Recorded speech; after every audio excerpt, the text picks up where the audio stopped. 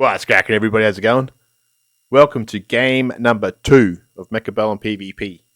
Hope you enjoy. Here it is. We have the Speed Specialist, the Fortified Specialist, the Aerial Specialist, and the Supply Specialist.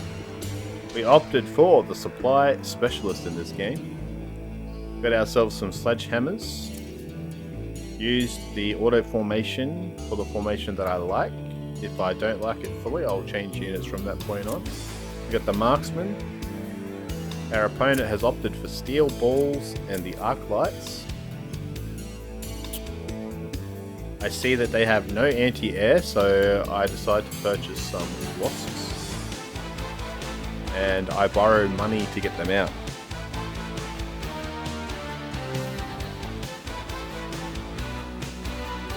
So it's 50 credits to get them unlocked, and I believe it was 300 to get them out.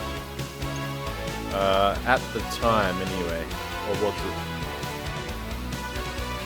No, it's only 200 to get them out, so I needed to borrow for the 50. That's what it was. Yeah, so 50 to get them out, 200 to place them. Alright. Sledgy's going in against the Arc Lights. Steel Ball's going to collide. What's going to happen? Marksman lining up the Arc Lights. Taking shots. Wasps doing work. Enemy with no anti-air. How are they going to win this round? Spoiler, they're not gonna.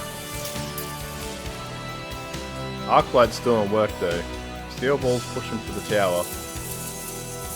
Massive damage.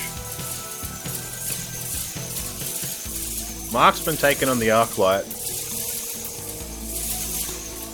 And now Wasp's doing work, cleaning up. The 10-second debuff is gone, and we take round number 1.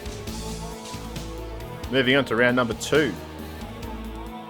We got Subsidized Steel Ball, Subsidized Mustang, Extended Range Fortress, and Mobile Beacon. Our enemy opted for the Mustang.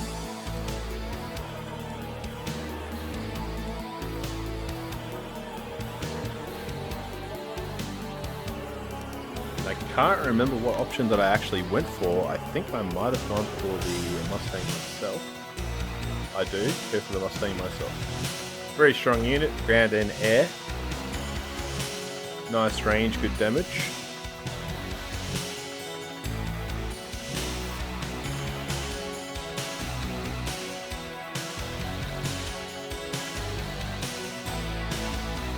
Got the sentry missiles coming out.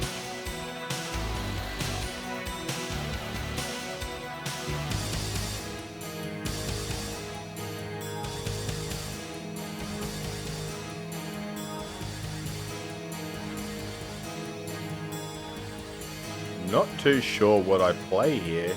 Let's just let this one play out. I don't know that I actually go for the Mustangs here. I might go for... Okay, so we went for extra Marksman. Pushing the time limit to the limit here. Giving it a lot of thought and consideration. Okay. Round number 2. Firing off. Put the shield down for good measure. Alright, we've got the missiles out. The shield takes care of the missile. Wasps are safe. Mustangs pushing in on the left side. Got a nice flank going. They take the tower. At the Marksman, punishing the Steel Balls. The Wasps still on hot pursuit. Mustangs though, closing in. Our only hope is the Wasps. But the Mustangs, too much firepower, too much range, too much anti-air. And we lose round number 2. Unfortunate. Round number 3. We got the Sabertooth, the Vulcan, the Overlord, and the Sandworm. I'm actually a fan of Sabertooth. I think they're quite good. But for lack of anti-air, I decided to go for the Overlord. and I do not regret my decision. Got a couple of upgradable units here, the Wasps and the Marksman. Still got to take care of these Mustang flanks. I never saw the second set go down here, but a second set of Mustang go down. We've got a set of Mustang on this side too. He's got a nice concave happening on this side with the Mustangs. Absolutely railing out damage. We got the tier 2 steel balls. And the giant Vulcan, which I did not know about until the round started obviously. But it freaked me out, I'll tell you that. Upgraded the tier 2 Marksman and the tier 2 Wasp. Lovely. And we put a missile down for good measure to take out some of these Mustangs, just to clean them up a bit. And we added some arc lights too. So we got some nice swarm control with the arc lights here. You will see in a second that they do really nice work against light units. A little bit of AoE. Lovely stuff. Fantastic. The shield makes for a nice distraction now, despite us having the aerial advantage here. The Vulcan goes down, the Wasps in hot pursuit, absolutely smashing the damage out. Arc lights go down. The Overlord doing work. And that goes round number 3 to us. Round number 4, got quite a few upgrades now. Advanced firepower control system, Vulcan's descent, laser sights, tank reduction line. Now I believe I pass on these. I'm not a fan of the options that I have here.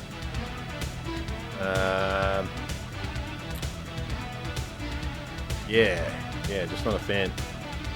I don't have any units that really benefit from laser sights, which is probably the best thing that I could have picked there.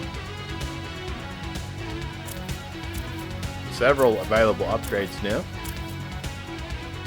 Never underestimate the sledgehammers too. Nice sturdy unit.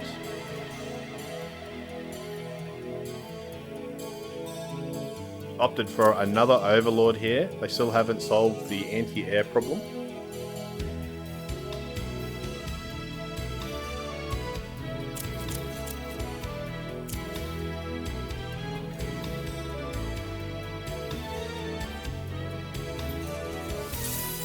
And here comes some upgrades. Level 2 sledgehammers, level 2 arc light.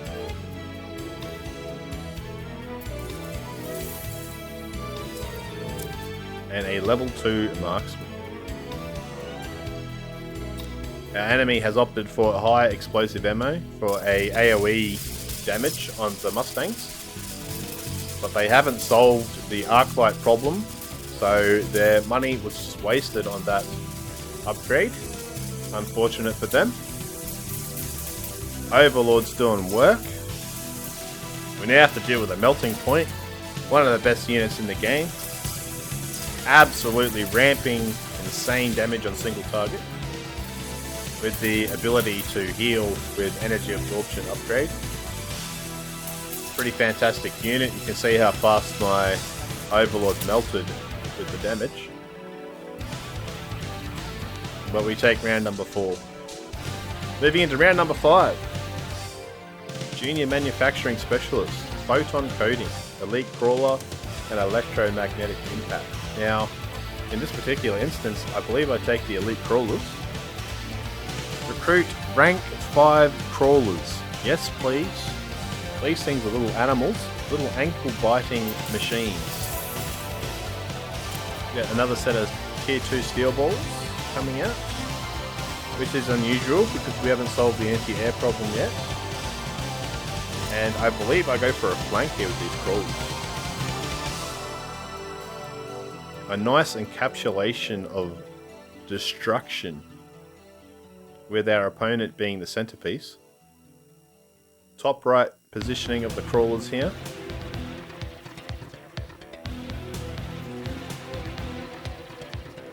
Our opponents decided to put in a marksman. I believe that was to counter the arc lights there, which isn't the worst choice. I probably would have put it further back. And a second marksman coming out.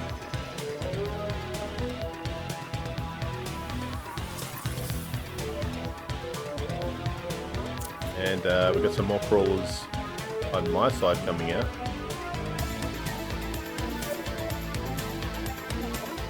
A couple missiles.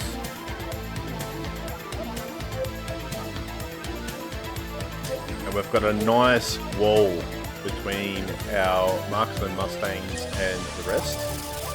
Crawlers make a nice little barrier for that. Quite the distraction. You can see up the top right, our crawlers spawning in, going straight for their tower. Overlord taking out the Vulcan. No anti-air on this position. An anti-air upgrade for our arc lights would be brilliant, but it doesn't look like they have the tech.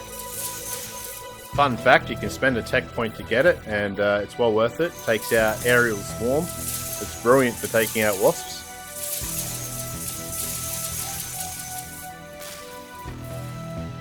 And the crawlers moving in make for some devastation.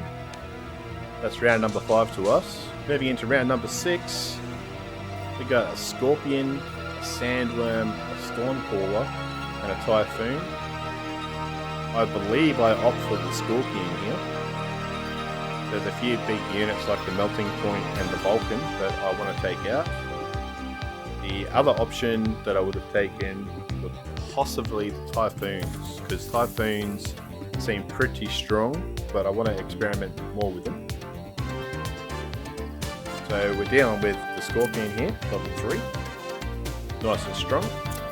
Overlord ready for upgrades. Arclight ready for upgrades.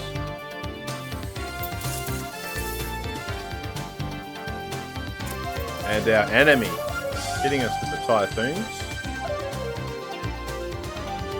Absolutely devastating unit, by the way. Gonna have to use them more after this game. Of course they need to be defended, but what unit doesn't? Opting for more crawlers here. I feel like level 5 crawlers is quite OP. Going in with a double flank. My plan was to have these wrap around and take out the melting point, as it's a single target unit.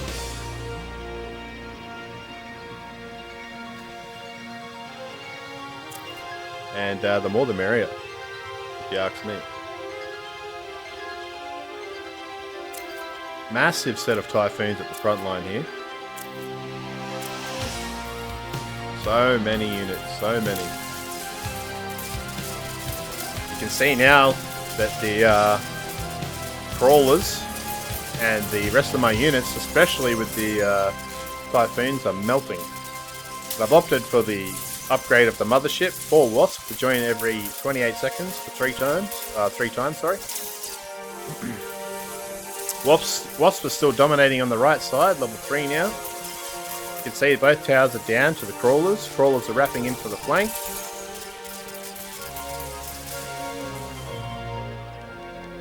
And that's going to be game. That closes out game 2 of Mechabellum PVP. I hope you enjoyed that. Enjoy your day/night. I'll catch you guys later. See ya.